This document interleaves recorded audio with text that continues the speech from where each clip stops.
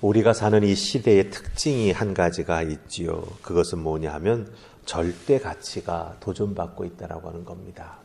그리고 한 사람 한 사람이 자기 생각에 옳다고 여기는 대로 살아가는 시대가 이 시대의 특징입니다. 이런 시대적 특징은 한때는 포스트 모더니즘이라고 하는 말로 불리기도 했었습니다. 또 요즘은 AI 인공지능으로 인해서 사람들은 어떻게 자기의 삶을 살아갈까를 두려워하면서 이 시대를 또 이름 붙이기를 제4차 산업혁명의 시대라 이렇게 이름지어 부르기도 합니다. 그러니까 우리들의 삶의 상황이 엄청나게 빠르게 변화된다라고 하는 거지요. 그 변화의 속도에 내가 어떻게 맞춰가야 할까? 거기에 모든 것에 신경을 쓰고 있는, 다른 것보다는 거기에도 관심을 두는 것이 요즘 사람들의 모습이요 또 이 시대의 특징이다라고 하는 겁니다. 이만큼 급변하는 시대, 그 흐름 속에서 내가 어떻게 살아남느냐라고 하는 것, 그것이 가장 중요한 관심사가 되었습니다. 그렇기 때문에 남의 삶에는 큰 관심이 없습니다. 오로지 내 삶에. 그렇다고 한다면 여러분들, 하나님을 아바 아버지라 부르는 우리 성도들, 하나님을 믿고 예수 그리스도의 구원의 은혜로 살아가는 우리 그리스도인들은 이와 같은 시대 속에서 도대체 어떻게 살아가야 할까요? 잘못 세상의 흐름에 휩쓸려 그 세상을 따라간다면 우리도 결국은 각자 내 눈에 좋은 대로, 각자의 소견에 좋은 대로 내 이익만을 구하는 그런 길을 따라가는 그리스도인이 되고 만다라고 하는 것이죠. 그리스도인의 믿음의 삶의 가장 중요한 모습은 무엇입니까? 내 중심이 아니라 우리 주님 중심이시죠. 내 유익을 구하는 것이 아니라 하나님의 유익을 구하는 것이고, 또한 나를 사랑하는 것만큼 그 이상으로 하나님을 사랑하고 이웃을 사랑하는 것이 우리들의 삶의 모습이요 믿음의 모습이 되어야 한다라고 하는 것입니다.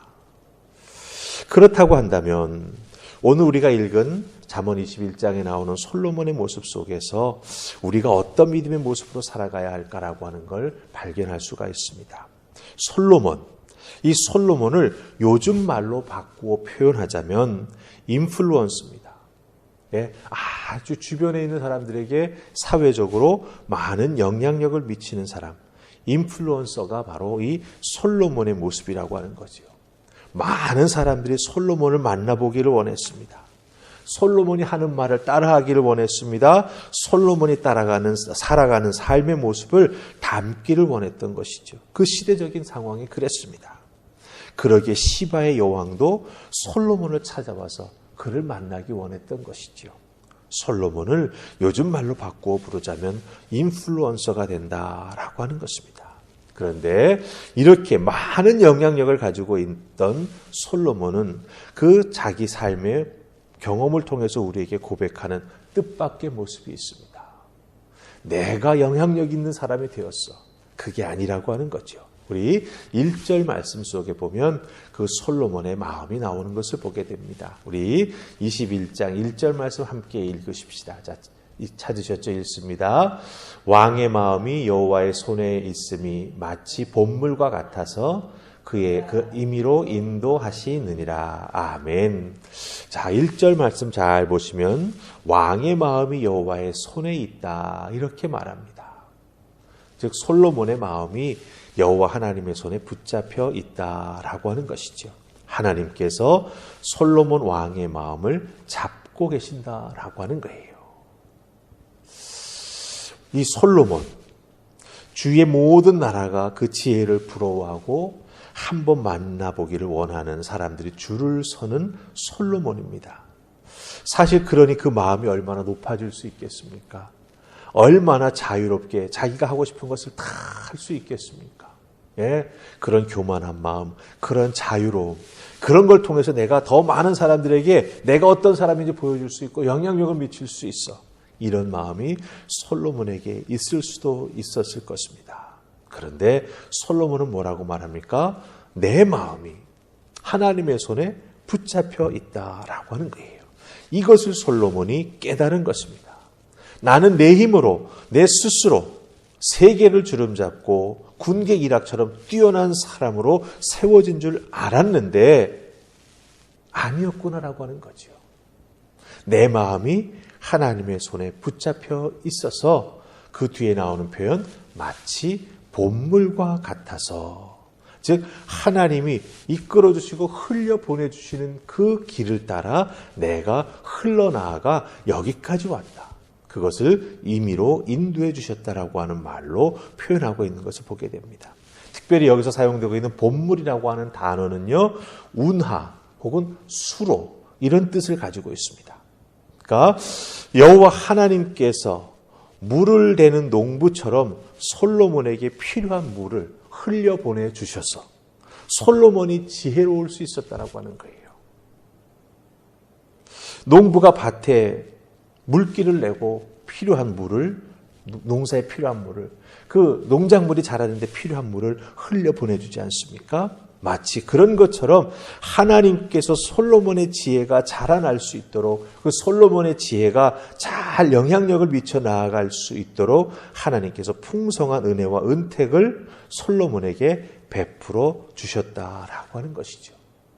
또한 운하를 열어서, 운하를 연결해서 큰 바다로 배가 나아가는 것처럼 그 솔로몬을 향해서 하나님께서 운하를 열어주셔서, 즉 봇물을 열어주셔서 솔로몬이 열방 중에 지혜자로 설 수 있도록 솔로몬의 앞길을 하나님께서 섭리하시고 인도하여 열어주셨다라고 하는 것을 솔로몬이 깨달은 것입니다. 그래서 내 마음이 여호와 하나님의 손에 붙잡혀 있었고, 하나님께서 내 인생을 봇물과 같이 연결해 주시고 이끌어 주시고 공급해 주셔서 이와 같은 귀한 자리에 설 수 있었다라고 하는 것을 깨달아 알고 솔로몬이 고백하고 있다라고 하는 것입니다. 여러분, 우리의 삶도 마찬가지입니다. 작은 물줄기와 같은 우리, 그렇죠? 예. 우리 집 앞에 흐르는, 졸졸 흐르는 시냇물과 같은 그런 우리들의 인생을 우리 하나님께서 손수 붙잡아 주시지 않았습니까?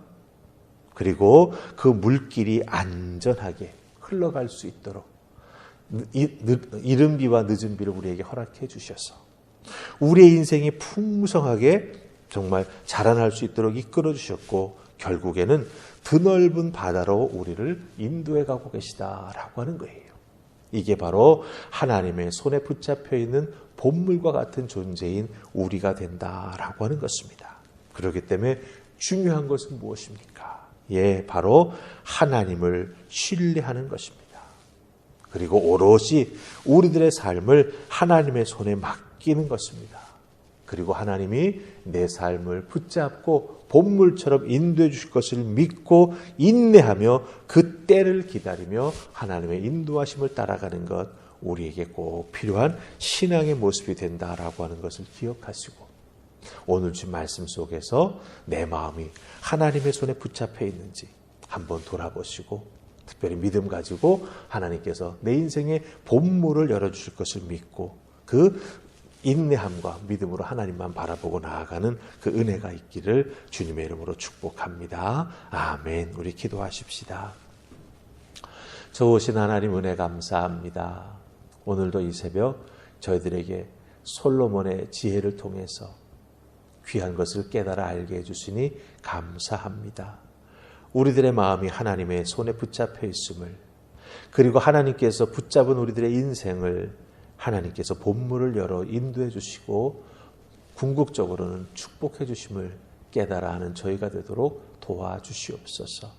하나님의 손에 붙잡혀 이끌려 나아가는 그 인생이 가장 안전한 인생이요, 가장 복받은 인생이 될 수 있음을 기억하게 하시고, 하나님 한 분만 믿음으로 올곧게 의지하며 나아가는 우리 모두가 되게 하여 주시옵소서.